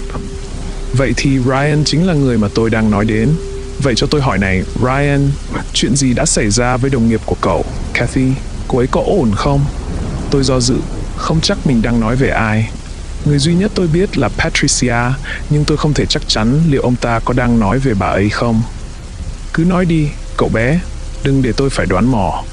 Cậu biết Kathy, đúng không? Người phụ nữ nhẹ nhàng, rất tình cảm, luôn quan tâm ấy. Thưa ngài, nếu ngài đang nói về Patricia, tôi e rằng bà ấy đã nghỉ việc vài ngày trước. Tôi ở đây để thay thế bà ấy. Ôi, vậy là cô ấy đã ổn rồi. Thật tốt cho cô ấy. Nhưng thật đáng tiếc, cô ấy đã phải trả giá khá đắt cho điều đó. Thưa ngài có ý gì khi nói vậy? Tôi hỏi, cúi người về phía trước, hoàn toàn nhận thức rằng tôi không nên tham gia vào cuộc trò chuyện này, nhưng tôi không thể kiềm chế được. Vậy cho tôi hỏi Ryan, cậu đã bị chảy máu mũi chưa? Ông ta hỏi, chuyển chủ đề, không bận tâm đến việc trả lời câu hỏi của tôi. Tôi ngồi đó trong cơn sốc, tự hỏi làm thế nào mà ông ta biết được điều đó. Ôi trời, sếp của cậu thực sự đang nâng cao năng lực của họ, phải không? Tôi phải công nhận điều đó. Nên ghi nhận những gì đáng được ghi nhận. Đó là một tiến bộ lớn trong bao lâu đây? 3 đến 5 ngày. Nếu tính theo thời gian của tôi, thì việc đó phải mất đến vài tuần cơ. Giọng nói tiếp tục, như thể ông ta chỉ đang chia sẻ một lời nhận xét thông thường. Đầu tôi quay cuồng với quá nhiều câu hỏi, nhưng tôi cũng cảm thấy như mình đang bị dụ dỗ. Tôi dần bắt đầu cảm thấy nó giống như một cuộc phục kích. Một phần trong tôi giờ đây đã hiểu lý do tại sao công ty đã chặn một số như thế này, và chắc chắn rằng việc chia sẻ quá nhiều với một người lạ không phải là điều tốt nhất tôi nên làm. Tuy nhiên, tôi không muốn ngắt kết nối, ít nhất chưa phải bây giờ. Vâng, thưa ngài, tôi e rằng ngài đã nhầm. Đây chỉ là một cơn chảy máu mũi bình thường, có thể liên quan đến thời tiết. Ở đây lạnh quá. Ôi Ryan, đây là cách chúng ta sẽ chơi bây giờ sao? Biến tôi thành kẻ xấu trong chuyện này. Được rồi, vì tôi đang có tâm trạng tốt, tôi sẽ tham gia vì cậu. Vậy cho tôi hỏi, cậu có thấy tấm gương trên tường không? Nó có đang chuyển sang màu xám đậm không? Tôi từ từ quay lại nhìn vào gương và nuốt nước bọt. Ông ta đã nói đúng. Cái gương thực sự đã chuyển sang màu xám đậm. Nhưng làm sao ông ta có thể biết điều đó? Tôi lặng lẽ tự hỏi. Sự im lặng của cậu cho thấy tôi đã đúng. Dù sao thì chúng ta hãy tiếp tục, có được không? Giờ thì hãy cho tôi biết nào Ryan, tấm gương có chuyển sang màu xanh khi cậu bận tiếp nhận cuộc gọi cả ngày không? Ông ta lại đúng. Gương thực sự đã chuyển sang màu xanh trong thời gian dài khi tôi nói chuyện với những người đã gọi đến. Nhưng làm sao ngài biết điều này? Có chuyện gì đang xảy ra ở đây vậy? Tôi hỏi ông ta, không còn chịu đựng được sự hồi hộp nữa. Cậu có nghe qua những cụm từ như màu đỏ là sự tức giận, màu xanh là sự ghen tị và màu hồng là sự xấu hổ chưa? Đây là tất cả những cảm xúc mà mọi người thường cảm thấy trong hầu hết thời gian. Nhưng những chiếc gương hiện diện xung quanh cậu có khả năng kết nối với năng lượng đó. Khi cậu cảm thấy hoàn toàn hoảng loạn, cái gương sẽ chuyển sang màu vàng nhạt. Nhưng khi cậu cảm nhận được sự kết hợp giữa sự phấn khích và hoảng loạn, nó sẽ chuyển sang màu xám. Ngay cả khi cậu nói chuyện một cách bình thường, có chừng mực và bình tĩnh, như cách cậu nói chuyện với một khách hàng qua điện thoại, gương có thể kết nối với năng lượng đó, đó là khi nó chuyển sang màu xanh. Nhưng khi cảm xúc bị khuếch đại, tức là khi cậu cảm thấy cơn giận mãnh liệt, hạnh phúc, lo âu, buồn bã hoặc ghen tị, năng lượng tuôn ra từ cậu như thác nước. Giống như một con cừu chảy máu trên sàn nhà sau khi bị cắt cổ, và cái gương có khả năng ghi lại mọi thứ. Nhưng tại sao? Với mục đích gì chứ? Họ hy vọng đạt được điều gì khi làm tất cả những điều này vậy? Tôi hỏi, bởi vì cậu đang cho đi năng lượng sống của mình, Ryan. Chúng đang bị rút ra từ cậu để cho đi nuôi dưỡng người khác. Cậu nghĩ ngân hàng đang cho khách hàng của mình vay những thứ gì? Tôi cảm thấy một cơn rùng mình lạnh sống lưng khi những lời của ông ta ngấm vào. Ý tưởng này thật vô lý, nhưng điều gì đó sâu bên trong tôi nhận ra một logic quái đản trong đó. Giọng nói ở đầu dây bên kia từ từ bắt đầu huýt sáo. Giai điệu ám ảnh từ đôi môi ông ta giờ đây lấp đầy khoảng trống trong phòng khi ông ta tận hưởng sự im lặng của tôi. Âm thanh huýt sáo chỉ làm tăng thêm cơn giận của tôi, như một lời nhắc nhở đầy chế nhạo về việc tôi có ít quyền kiểm soát đến mức nào. Đột nhiên, tôi cảm thấy một cơn khát vọng mạnh mẽ để đối chất với người ở đầu dây bên kia. Ông là ai? Tại sao ông lại làm việc này? Mục đích của ông là gì?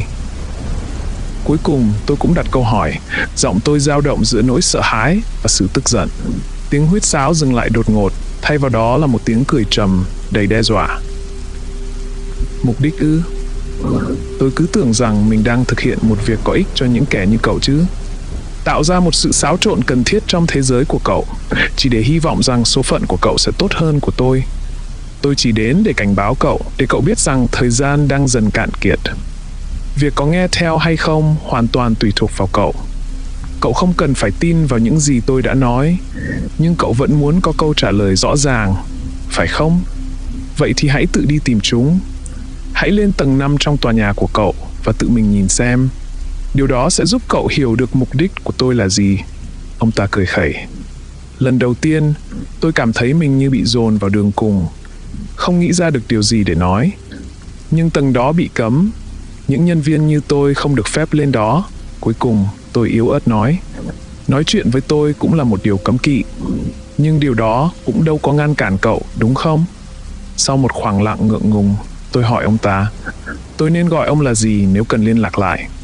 Cậu có thể gọi tôi là bất cứ thứ gì cậu muốn. Zorro, Robin Hood hay Mr. Fox, tôi không quan tâm. Sau đó, cuộc gọi đột ngột bị ngắt, để lại tôi nắm chặt chiếc tai nghe trong sự im lặng đầy choáng váng. Tôi nhắm mắt lại và ngả người ra ghế khi hàng trăm suy nghĩ chạy qua tâm trí tôi. Tôi nhìn đồng hồ và nhận ra rằng còn chưa đầy 20 phút nữa là đến giờ làm nhiệm vụ. Tôi tiếp nhận vài cuộc gọi nữa và cuối cùng tắt hệ thống. Khi giờ làm nhiệm vụ bắt đầu, tôi mở cuốn sổ ra và bắt đầu đọc. Gửi Gavin, chúng tôi đã rất ấn tượng với hiệu suất của bạn trong vài ngày qua. Nên ban quản lý quyết định tặng thưởng bạn bằng cách biến giờ nhiệm vụ hôm nay thành một trải nghiệm nhẹ nhàng. Thay vì tuân theo lịch trình thông thường, chúng tôi nghĩ tại sao không biến điều này thành một buổi học thật vui vẻ, nơi bạn có thể tìm hiểu thêm về công ty của chúng ta. Tất cả những gì chúng tôi yêu cầu là bạn hãy ngồi lại, thư giãn, trong lúc chúng tôi đưa bạn về với những kỷ niệm đáng nhớ của công ty. Hy vọng của chúng tôi là điều này sẽ giúp bạn có nền tảng tốt hơn về việc chúng tôi là ai và điều gì khiến công ty vận hành. Nhưng tôi có thể nói rằng, ngay bây giờ, điều khiến chúng tôi vận hành, đó là bạn, Gavin. Đúng vậy, bạn và tất cả những nhân viên khác đã làm việc tại Twilight Trust. Trong 1 giờ tới, chúng tôi muốn bạn học hỏi thêm về những người đã từng làm việc ở đây trước bạn. Chỉ riêng hôm nay, tất cả ổ khóa đã được mở và bạn có thể tự do chọn bất kỳ hồ sơ nào từ tủ hồ sơ. Chúng tôi tin rằng điều này sẽ mang lại cho bạn cái nhìn sâu sắc và độc đáo hơn về tổ chức của chúng ta. Hãy dành thời gian của bạn, Gavin, khám phá những câu chuyện trong các tập hồ sơ đó và để chúng hướng dẫn bạn hiểu rõ hơn về việc kết nối với quá khứ trong lúc giúp bạn thấy được bạn sẽ phù hợp với câu chuyện tiếp theo của công ty như thế nào. Và xin lưu ý, những nhân viên có hồ sơ được mở sẵn đã đồng ý cung cấp chúng cho bạn xem. Vậy bạn còn chờ gì nữa, Gavin? Hãy bắt đầu khám phá và để những câu chuyện mở ra. Tôi phải thừa nhận rằng, thời điểm này không thể tốt hơn được nữa. Sau cuộc gọi bí ẩn kia, tâm trí tôi đã luôn tìm kiếm câu trả lời. Tôi bước về phía tủ hồ sơ với sự háo hức, không biết điều gì đang chờ đợi tiếp theo. Mở một trong những ngăn kéo, tôi bắt đầu tìm qua các tập hồ sơ dưới mục M, tìm hồ sơ của Malone. Tôi hầu như không biết ai đang có ở đây, nên tôi nghĩ rằng việc bắt đầu với Patricia sẽ là một lựa chọn hợp lý. Chẳng mấy chốc, tôi đã tìm thấy hồ sơ của bà ấy và nhanh chóng quay lại ghế để xem xét kỹ hơn. Trang đầu tiên là hồ sơ công việc của bà Malone, mô tả vai trò của bà trong công ty. Tiếp theo là các tài liệu liên quan đến giờ nhiệm vụ, cùng với một số bức ảnh cá nhân mà bà ấy đính kèm, có lẽ cũng là một phần của yêu cầu giờ nhiệm vụ. Những bức ảnh trải dài từ thời thơ ấu đến tuổi teen, hôn nhân và gia đình. Một bức ảnh đặc biệt nổi bật, một Patricia trẻ trung, tươi cười trước máy ảnh, với chồng và 2 đứa con nhỏ hai bên, trong một chuyến đi đến rạp chiếu phim. Có điều gì đó rất đáng yêu về cách mà phẩm chất làm mẹ của bà ấy tỏa sáng qua bức ảnh, và tôi không thể không mỉm cười.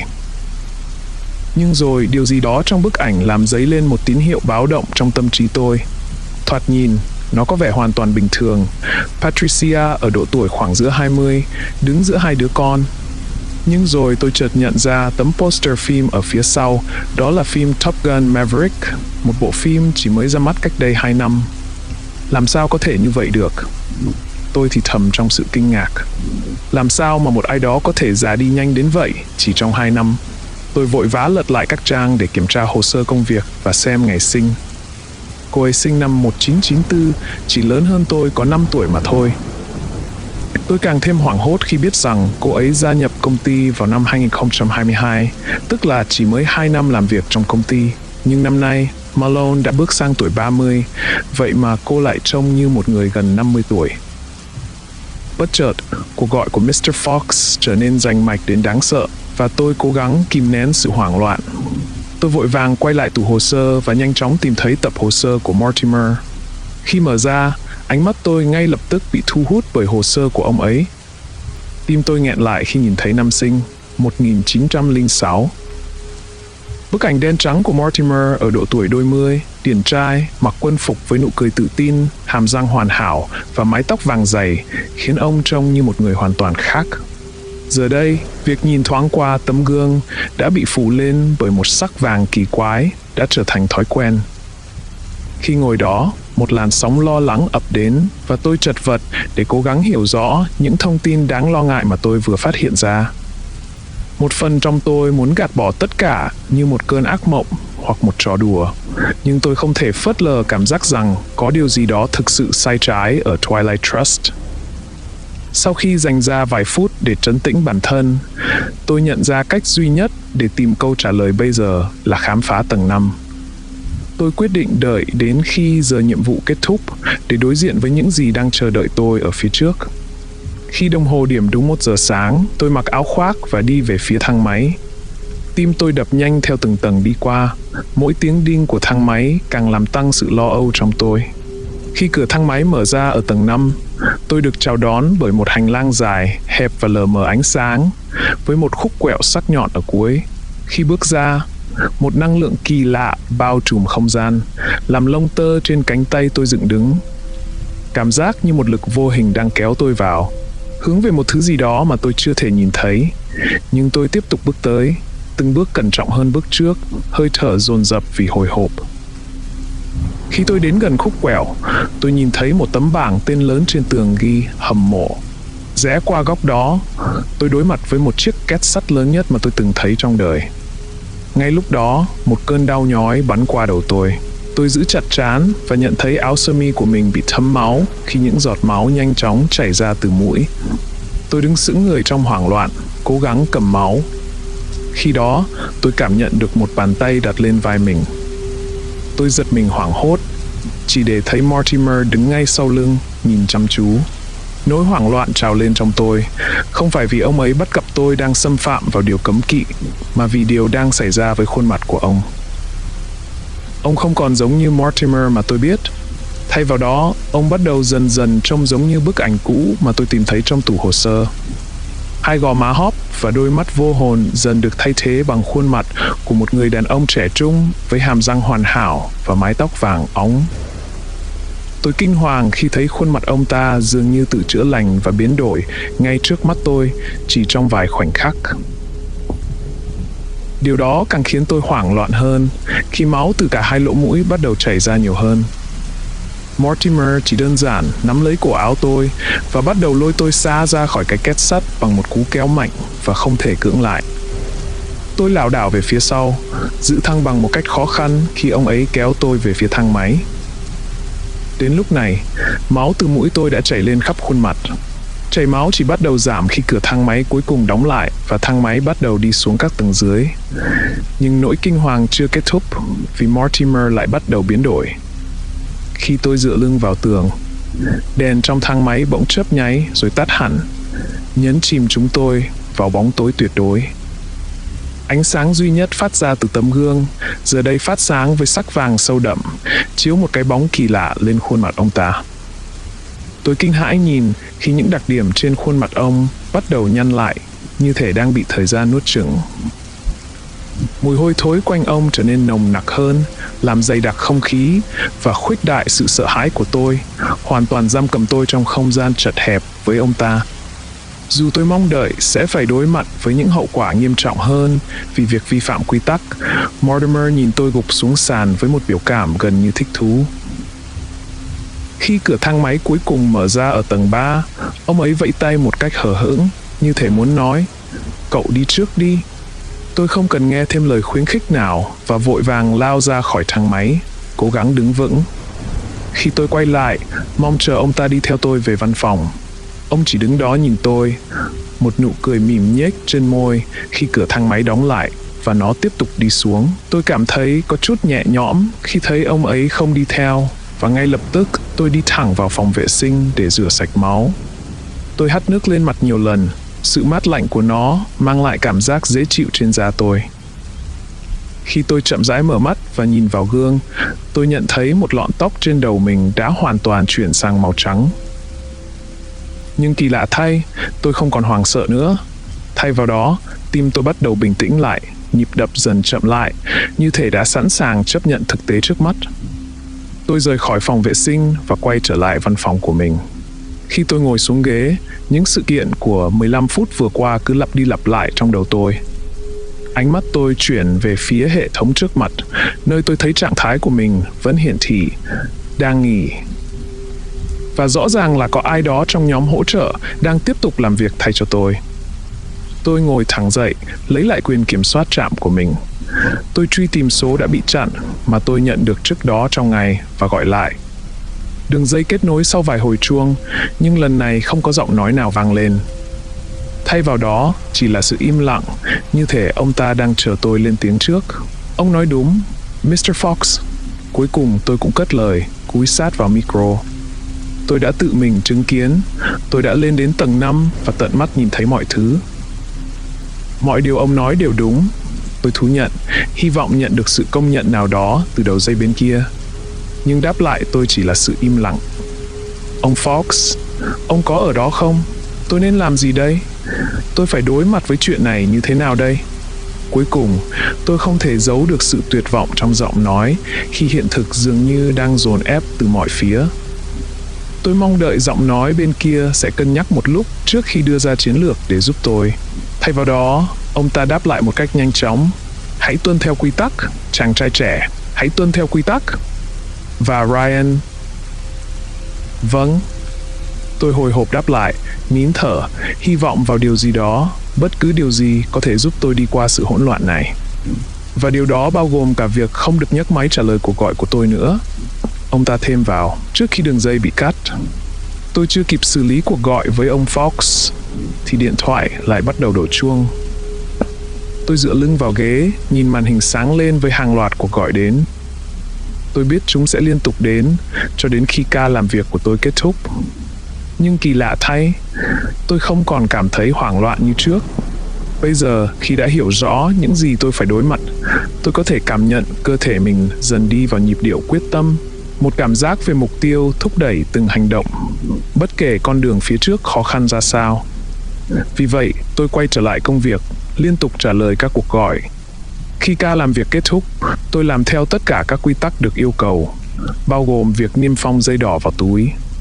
Khi tắt đèn trong phòng, ánh mắt tôi tự động hướng về tấm gương trên tường, hiện đã chuyển sang màu xanh nhạt. Khi rời khỏi tòa nhà, tôi thấy Mortimer ngồi ở vị trí thường lệ và ông ta nở một nụ cười quen thuộc khi thấy tôi. Tôi muốn nghỉ việc. Công việc này không phù hợp với tôi.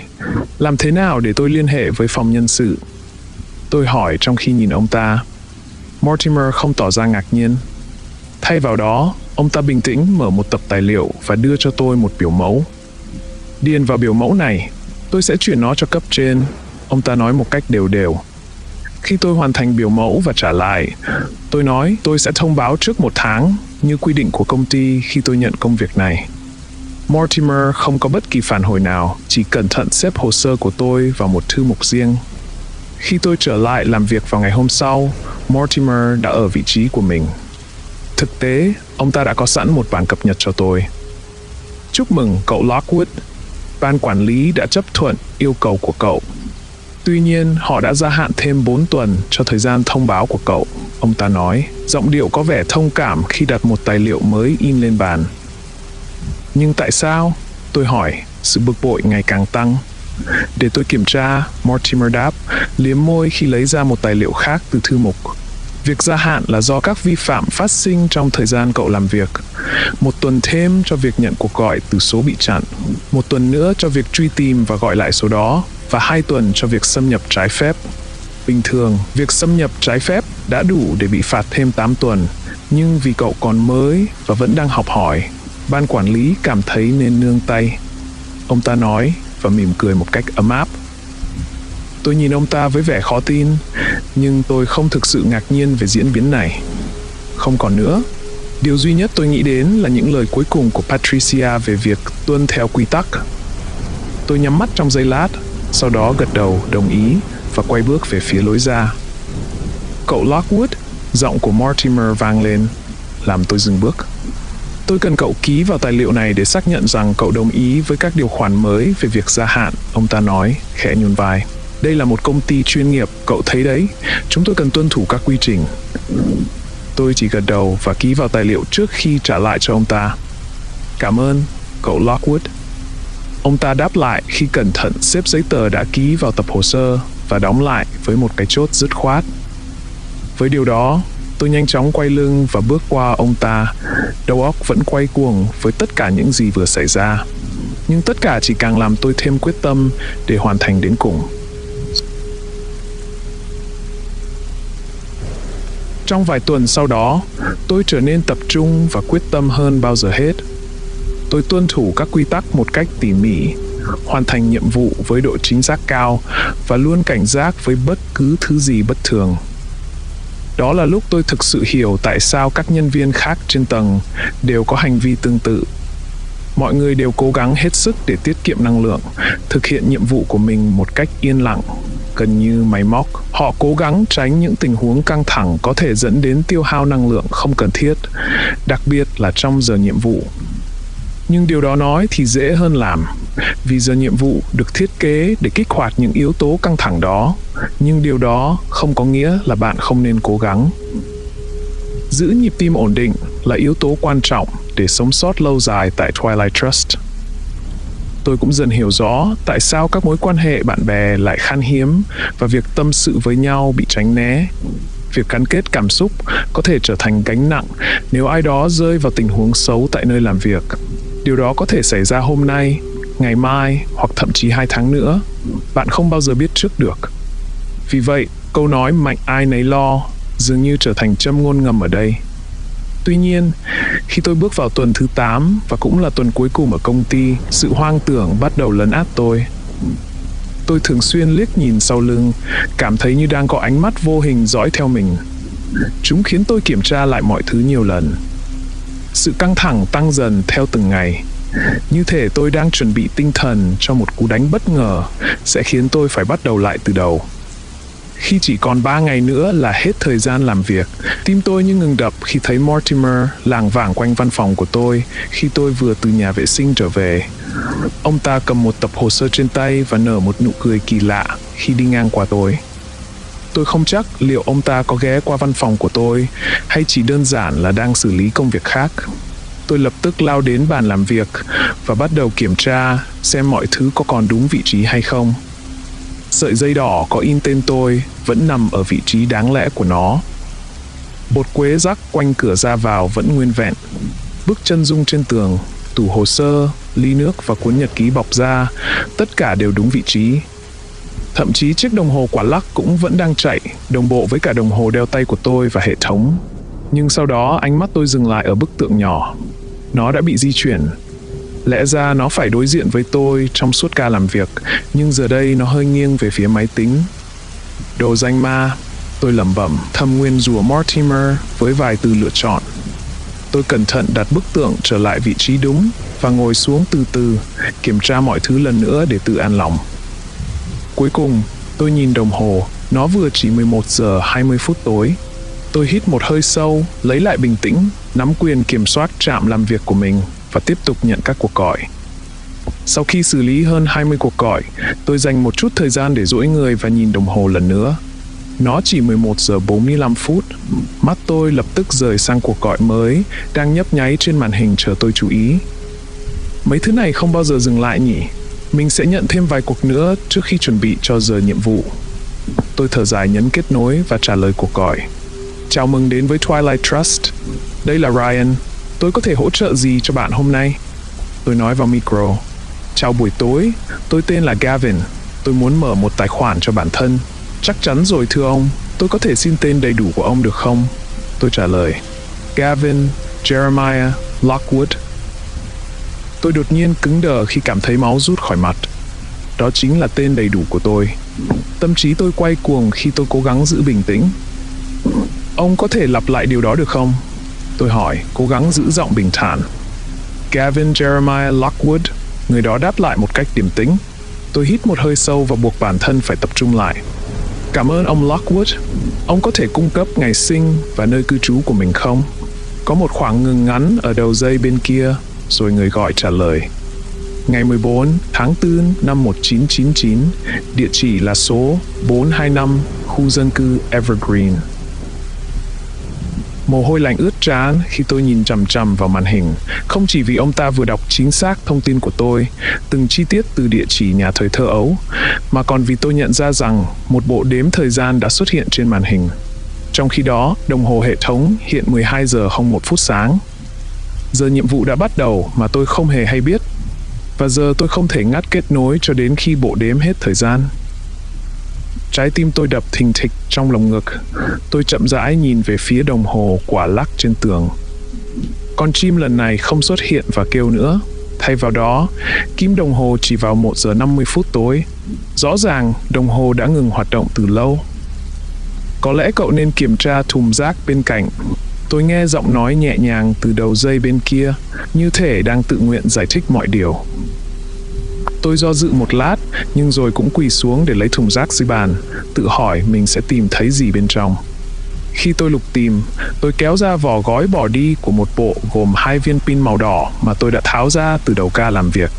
Nhưng kinh hoàng thay, 2 viên pin đỏ vẫn còn trong thùng, như thể tôi chưa từng sử dụng chúng.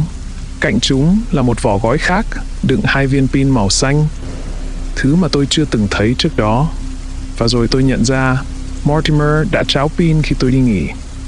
Việc di chuyển bức tượng nhỏ chỉ là một màn đánh lạc hướng, một chiêu trò để che đậy hành vi gian lận thực sự. Ông là ai? Ông muốn gì ở tôi? Và tại sao ông lại gọi đến bằng tên tôi? Cuối cùng tôi hét lên, cố gắng ngăn nỗi sợ hãi thấm vào giọng nói của mình. Đường dây lạo xạo trong giây lát, trước khi giọng nói ở đầu bên kia đáp lại, mượt mà và bình tĩnh. Chào Gavin, tôi là Ernie Finch, CEO của Twilight Trust. Cậu có thấy bức tượng nhỏ gần máy tính của mình không? Ông ta tiếp tục. Tôi chính là người đàn ông đó, hoặc ít nhất là từng như vậy. Giọng ông ta nhỏ dần, xa vắng và trầm ngâm, như thể đang chìm vào những ký ức của một thời đại khác. Ông muốn gì ở tôi? Cuối cùng tôi hỏi, cố gắng kiềm chế cơn bực tức đang dâng lên. Gavin, tôi muốn cậu tiếp tục làm việc cho tôi. Tôi rất ấn tượng với hiệu suất làm việc của cậu trong vài tuần qua. Và tôi nghĩ cậu đang trở thành một phần quý giá của Twilight Trust. Tại sao chúng ta lại có cuộc nói chuyện này nếu không phải vì điều đó? Tại sao ông lại gọi bằng tên tôi? Tôi hỏi lần nữa. Lần này khăng khăng hơn. Chà. Gavin, tôi nghĩ rằng mình là người thực sự quan tâm đến nhân viên của mình. Vì vậy, tôi luôn cố gắng đặt mình vào vị trí của họ. Sống 1 hoặc 2 ngày trong thế giới của họ để tôi có thể hiểu họ rõ hơn. Tôi tin rằng điều đó giúp tôi kết nối với họ ở mức độ sâu sắc hơn, mang lại cho tôi cái nhìn độc đáo về cuộc sống của họ. Khoan đã, cái gì cơ? Tôi lắp bắp, ngả người về phía trước trên ghế. Ông muốn nói gì về điều đó? Tôi hỏi, khi nỗi sợ hãi lạnh lẽo bắt đầu dâng lên trong tôi. Sao cậu không tự tìm hiểu? Giọng nói nhẹ nhàng đề nghị, hãy kiểm tra tập hồ sơ của mình trong tủ hồ sơ. Cứ làm đi Gavin, dù sao thì đây cũng là giờ nhiệm vụ. Ông ta nói thêm khi tôi cân nhắc. Tôi bước tới tủ một cách chậm chạp, lết từng bước, không chắc chắn về thứ mình sẽ tìm thấy. Bằng một động tác nhanh chóng, tôi mở tủ và lấy tập hồ sơ ra. Lần này nó mang hình dạng và cảm giác hoàn toàn khác. Khi mở tập hồ sơ, tôi ngạc nhiên khi phát hiện tất cả tài liệu liên quan đến nhiệm vụ trước đó đã biến mất. Thay vào đó là một chiếc iPad. Tim tôi đập nhanh khi tôi vội trở lại ghế và mở nó lên. Màn hình bật sáng, chỉ hiển thị duy nhất một ứng dụng, không có nhãn, chỉ là một biểu tượng nhấp nháy. Tôi hít một hơi sâu và chạm vào nó. Ứng dụng mở ra một thư mục chứa nhiều video và hình ảnh. Chúng là những hình ảnh hồng ngoại về ngôi nhà của tôi, cả bên trong và bên ngoài. Tôi nhìn thấy những bức ảnh của em trai và em gái tôi đang ngủ say vào ban đêm, hoàn toàn không biết gì về sự xâm nhập. Máu trong người tôi lạnh dần khi nhìn chằm chằm vào những bức ảnh, cảm giác hoàn toàn bất lực. Tôi bấm vào các video và ngay lập tức thấy ông Finch lần đầu tiên đứng bên ngoài ngôi nhà của tôi. Ông ta là một người đàn ông cao lớn, khoảng hơn 1m9, dáng người vạm vỡ, với lưng quay về phía máy quay. Ông ta đeo một thắt lưng đa dụng quanh eo, giống hệt cái mà Mortimer mang ở ngân hàng. Khi ông ta quay lại đối diện máy quay, ông điều chỉnh một nút trên thắt lưng và bắt đầu tan dần vào không khí. Ông ta gần như vô hình, ngoại trừ một đường viền mờ nhạt mà camera đã kịp ghi lại trong cảnh quay nhiễu hạt. Finch sau đó bước vào nhà tôi với chiếc máy ảnh và phát hiện em gái tôi, Kylie, đang ngủ trên ghế sofa trong phòng khách. Hắn thả một viên đá nhỏ xuống sàn, khiến con bé giật mình tỉnh giấc. Ngay lập tức, con bé rút ra một con dao làm bếp từ dưới gối, khuôn mặt tái nhợt vì sợ hãi khi vung dao một cách vô định. nhưng Finch đã ở sau lưng nó, xịt một dung dịch từ chai mà hắn mang theo. Keely từ từ ngã trở lại ghế, dần dần mất đi ý thức. Hắn tiếp tục mang theo chiếc máy ảnh đi khắp nhà, cẩn thận nhìn những bức ảnh trên tường của gia đình tôi, bao gồm cả những tấm hình với bố và mẹ.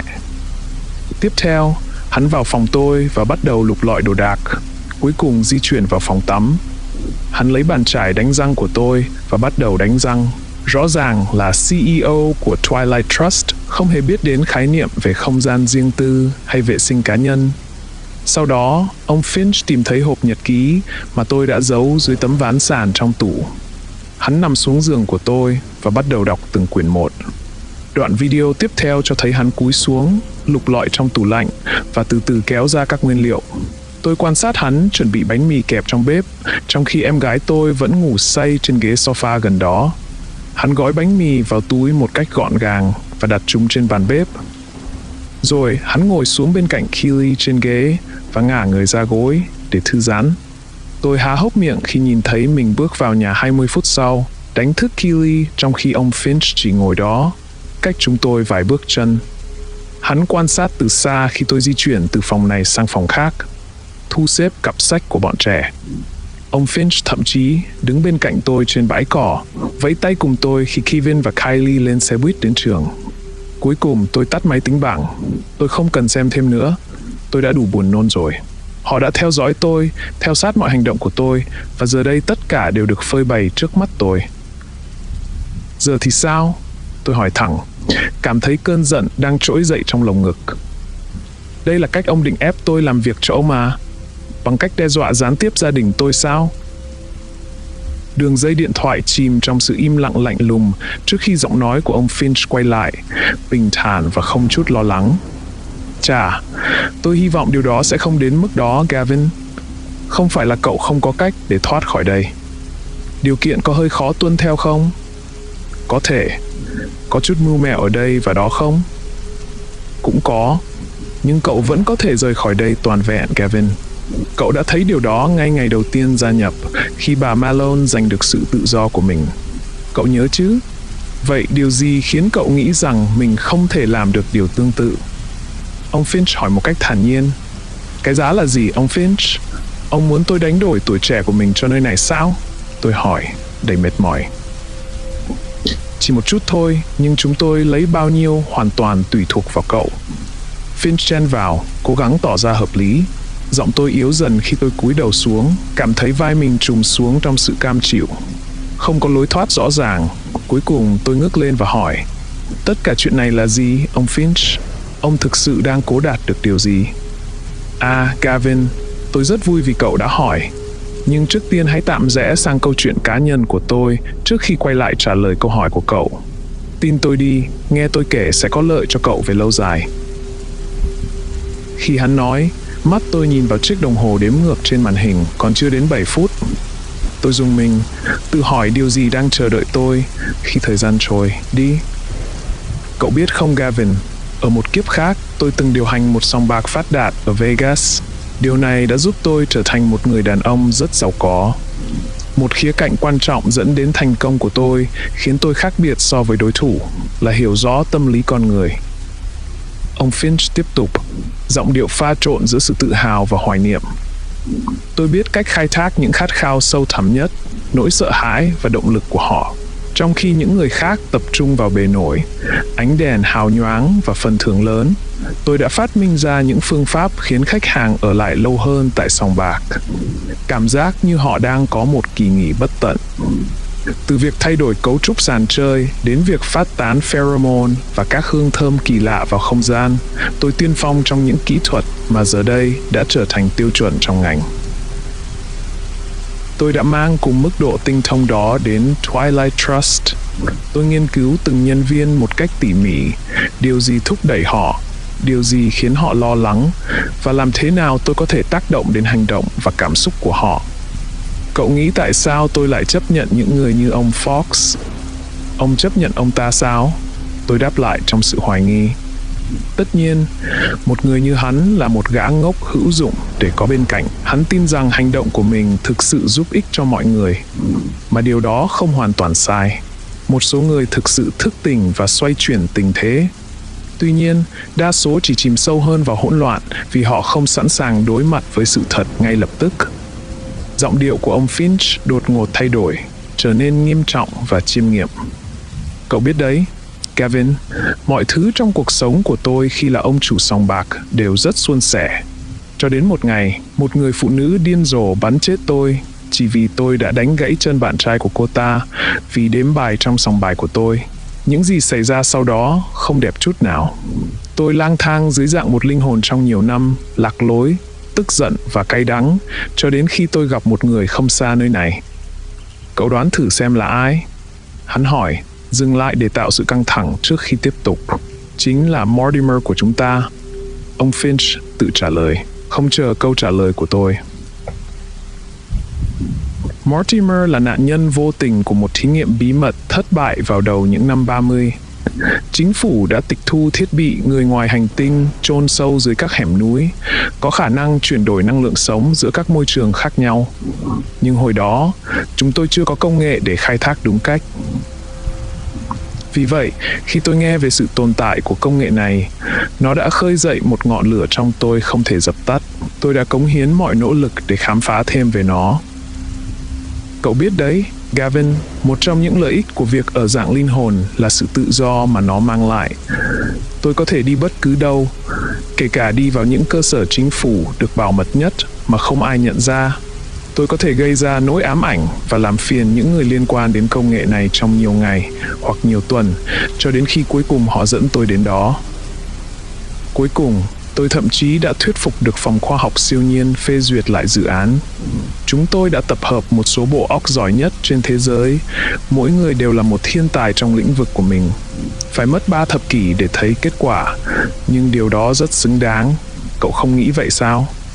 Vậy ông đang nói rằng Twilight Trust có sự hỗ trợ trực tiếp từ chính phủ? Tôi hỏi, kinh ngạc. Tất nhiên, cậu nghĩ ai đã bổ nhiệm tôi làm CEO ở đây? Đó là cách họ thưởng cho tôi vì vai trò của tôi trong việc đưa dự án này đến với thành công. Nhưng tất cả chuyện này có ý nghĩa gì, ông Finch? Ông thực sự hy vọng đạt được điều gì? Tôi lại hỏi, cố gắng nhìn nhận bức tranh lớn hơn. Ông Finch dừng lại một chút, dường như đang cân nhắc câu hỏi của tôi. Điều tôi đang cố gắng xây dựng, Gavin, là một hệ thống. Một hệ thống nơi những người như cậu có thể được đào tạo, được khai thác tiềm năng tối đa của họ. Tôi không muốn chỉ là một ông chủ sòng bạc hay một CEO đơn thuần. Tôi muốn thay đổi thế giới này và tôi cần những người có khả năng như cậu để giúp tôi làm điều đó. Thay đổi thế giới? Tôi thốt lên, không thể tin vào những gì tôi đang nghe. Ông muốn thay đổi thế giới bằng cách thao túng mọi người, bằng cách khiến họ phụ thuộc vào ông. Phụ thuộc? Không, Gavin, tôi không muốn họ phụ thuộc. Tôi muốn họ trở thành phiên bản tốt nhất của chính mình. Điều đó không dễ dàng, nhưng tôi đã thấy quá nhiều tiềm năng không được khai thác và quá nhiều người sống trong sự trì trệ. Cậu có thấy sự bất công đó không? Tôi không thể đáp lại ngay lập tức. Những lời của ông ta có vẻ đầy thuyết phục, nhưng tôi cũng không thể bỏ qua cách mà ông ta đã xâm phạm vào cuộc sống của tôi và gia đình tôi. Ông tin rằng mình có quyền quyết định số phận của người khác. Tôi hỏi, không giấu được sự giận dữ. Quyền quyết định, đó là một từ nặng nề. Gavin, tôi chỉ đang tạo ra cơ hội cho những người muốn thay đổi, cơ hội cho những người muốn vươn lên. Còn cậu có muốn trở thành một phần của điều đó không? Tôi cảm thấy như mình đang đứng giữa một ngã ba đường, không biết đi hướng nào. Cảm giác bị dồn ép khiến tôi không thể nghĩ thông suốt. Tôi không biết, ông Finch. Tôi không biết mình có thể tin tưởng ông không. Tôi thừa nhận. Tin tôi đi, Gavin. Tất cả những gì tôi làm đều vì một lý do. Tôi muốn giúp cậu, cho cậu thấy được tiềm năng của chính mình. Cậu có thể lựa chọn từ chối và sống cuộc sống tầm thường, hoặc chấp nhận thách thức và vươn lên. Quyết định nằm ở cậu. Tôi im lặng để cho những từ ngữ đó lấp đầy không gian. Một phần trong tôi muốn phản kháng, nhưng một phần khác lại bị hấp dẫn bởi viễn cảnh mà ông Finch đang vẽ ra. Cho tôi thời gian để suy nghĩ. Tôi nói không muốn đưa ra quyết định ngay lập tức. Dĩ nhiên, Gavin, tôi sẽ cho cậu thời gian. Nhưng hãy nhớ rằng, thời gian không phải là thứ mà cậu có nhiều. Hãy cân nhắc kỹ lưỡng. Ông Finch đáp lại, giọng điệu vẫn điềm tĩnh. Khi cuộc gọi kết thúc, tôi tắt máy và dựa lưng vào ghế. Tôi đã rơi vào một cuộc chiến không thể tránh khỏi, giữa những gì tôi mong muốn và những gì tôi cần làm để bảo vệ gia đình mình. Sự hoang mang và tức giận cứ xoay vần trong tâm trí tôi, không biết phải làm gì tiếp theo. Kiên nhẫn một chút, Gavin, tôi sắp tới nơi rồi. Khi tôi bước vào thế giới tâm linh, tôi đã gặp vô số sinh linh giống như mình, những linh hồn bị mắc kẹt ở đây trên trái đất, không thể tiến xa hơn. Mỗi người trong số họ đều bị ràng buộc bởi một khát vọng chưa được thực hiện, một nỗi khao khát sâu sắc đã gắn họ với cõi này. Đó có thể là một thương nhân bị bạn đời phản bội, một người vợ bị chồng giết hại, hoặc một người cha không thể nghỉ ngơi vì lo lắng cho gia đình mà ông đã bỏ lại. Những người đang vật lộn về tài chính sau cái chết của ông. Các lý do khác nhau, nhưng kết quả thì giống nhau, họ vật vờ, vô định, cho đến khi nhu cầu của họ được thỏa mãn bằng cách nào đó. Đây là lý do vì sao chúng tôi xuất hiện. Chúng tôi cung cấp cho họ những gì họ cần, dù là hỗ trợ tài chính hay một thân xác tạm thời để hoàn thành công việc chưa được hoàn tất của họ. Nhưng có một điều kiện. Trước khi chúng tôi thỏa mãn những khát vọng của họ, họ phải làm theo yêu cầu của chúng tôi trước. Theo thời gian, họ trở thành tài sản cho chính phủ. Không quan trọng là ai đang nắm quyền, những linh hồn này rất được săn đón. Dù là loại bỏ một lãnh đạo đang gây rối hay thực hiện các hoạt động bí mật ở nước ngoài, những linh hồn này đều vô giá. Cân nhắc đi, Gavin, còn có thứ gì hiệu quả hơn một điệp viên có thể biến mất như một cơn gió sau khi công việc đã hoàn thành? Và cậu có nghĩ vì sao mà những thực thể này lại đổ xô đến ngân hàng của chúng ta để mở tài khoản không? Họ có công việc chưa hoàn thành và họ sẵn sàng giúp đỡ chính phủ nếu mục tiêu cuối cùng của họ đạt được. Giờ cậu đã hiểu tại sao chúng tôi cần những người như cậu làm việc cho chúng tôi chưa? Ông Finch hỏi, giọng nói đầy phấn khích. Tôi cảm thấy đầu mình quay cuồng, gánh nặng của tất cả những gì ông đã tiết lộ đang đè nặng lên tôi. Đồng hồ cũng đang đếm ngược, chỉ còn 3 phút nữa. Ông Finch cũng không bỏ qua điều đó. Tôi nghĩ chúng ta đang đi đến hồi kết của cuộc trò chuyện, và cậu cần phải đưa ra quyết định, Gavin. Cậu có đồng ý gia hạn thời gian làm việc của mình trong công ty chúng tôi không? Tôi cần một cam kết bằng lời nói từ cậu ngay bây giờ, ông ta nói. Thế nếu tôi nói không thì sao? Tôi hỏi, trong một hành động nổi loạn đột ngột, trông có vẻ dũng cảm hơn tôi nghĩ. Một sự im lặng lạnh lẽo xuất hiện ở đầu dây bên kia trước khi ông Finch nói tiếp. Sao cậu không thử bật lại iPad một lần nữa, Gavin? Ông nói.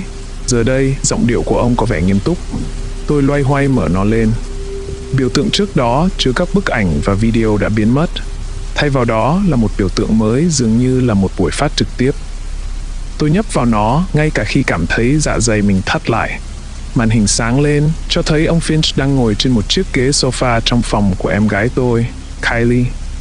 Con bé đang ngủ say, không biết gì về kẻ xâm nhập bên cạnh. Ông ta cầm một con dao nhà bếp trong tay, chính con dao mà Kylie đã giấu dưới gối trong một video trước đó. Finch đang thử độ sắc của nó bằng ngón tay của bàn tay kia. Tim tôi đập loạn xạ khi tôi cố gọi điện cho Kylie, nhưng tôi chỉ có thể bất lực nhìn nó rung lên một cách vô dụng bên cạnh con bé trong buổi phát trực tiếp. Thì ra trong suốt thời gian qua, hắn đang nói chuyện với tôi trong chính ngôi nhà của tôi. Nỗi sợ hãi chiếm lấy tôi. Tôi lao ra khỏi ghế và cố mở cửa văn phòng, nhưng nó không nhúc nhích. Tôi bị mắc kẹt, mù quáng bởi nỗi sợ. Trên màn hình, ông Finch vẫn bình tĩnh và ra lệnh cho tôi quay lại ghế. Một cách miễn cưỡng, tôi tuân theo. Liếc nhìn đồng hồ, còn chưa đầy 1 phút nữa. Đừng lo, Gavin, Finch nói. Giọng nói của hắn ta thật bình tĩnh, một cách đáng sợ. Em gái của cậu đang ngủ say, và tôi sẽ không làm hại con bé. Ít nhất là không phải hôm nay. Nhưng tôi muốn cậu hiểu những lựa chọn mà tôi đang có trong tay. Tôi có thể dễ dàng thuê một trong những khách hàng mới của ngân hàng chúng ta để làm việc cho tôi. Hoặc, nếu tôi cảm thấy hào phóng, tôi có thể gửi cậu vào tù và sau đó thuê những đứa em của cậu khi chúng đến tuổi trưởng thành. Cậu có thấy điều này đi đến đâu không? Tôi gật đầu điên cuồng khi nỗi sợ hãi tê liệt bao trùm. Vậy, liệu tôi có thể có được sự đồng ý của cậu về thời gian gia hạn làm việc không? Có, tôi ấp úng. Xuất sắc, Ông Finch đáp, sự hài lòng hiện rõ trong giọng nói của lão. Tôi luôn biết cậu là người biết điều. Finch sau đó tiến thẳng vào trước camera cho đến khi chỉ có khuôn mặt còn được nhìn thấy và tiếp tục nói. Và hãy nhớ, Gavin luôn tuân theo quy tắc. Đừng để những người như tôi hoặc Mortimer cản đường cậu. Cuộc gọi đột ngột kết thúc khi đồng hồ điểm số 0. Tôi ngã người về phía sau ghế, cảm thấy choáng váng khi đường dây số 7 rung lên trong văn phòng của tôi lần đầu tiên và giọng nói của Mortimer phá vỡ sự im lặng. Cậu Lockwood? Vâng. Tôi đáp, lau mồ hôi trên trán. Tôi nghe nói cuộc trò chuyện của cậu với ông Finch diễn ra tốt đẹp. Xin chúc mừng. Theo các điều khoản mới, cậu được yêu cầu làm thêm 4 tháng tại Twilight Trust. Cậu có chấp nhận được không? Không phải chỉ có 2 tháng thôi sao? Tôi hỏi, không thể tin được. Vi phạm quy tắc trong giờ nhiệm vụ là một lỗi nghiêm trọng. Mortimer trả lời, hơn nữa, cậu không còn là người mới nữa. 4 tháng là yêu cầu từ cấp lãnh đạo. Nếu cậu đồng ý, tôi sẽ mang giấy tờ đến ngay lập tức. Vâng, tôi trả lời. Và còn một điều nữa, cậu có đồng ý chia sẻ nội dung hồ sơ của mình với các nhân viên tương lai của Twilight Trust không? Sự đồng ý của cậu là rất quan trọng ở đây, cậu Lockwood. Chúng tôi có các quy trình phải tuân theo. Tôi lại đồng ý và kết thúc cuộc gọi. Khi tôi ngồi xuống ghế, hàng trăm suy nghĩ xoay quanh trong đầu. Tôi lo lắng về tương lai của mình, gia đình mình và khi nào tôi có thể thoát khỏi cơn ác mộng này. Tuy nhiên, bất chấp mọi thứ, tôi không cảm thấy cần phải nhìn vào gương trong văn phòng lần này. Thay vào đó, ánh mắt tôi hướng về bức chân dung nhỏ trên tường bên phải. Con côn trùng đậu trên cành cây không còn ở đó, giờ nó đã hóa thạch, được bao bọc trong một viên hổ phách phát sáng.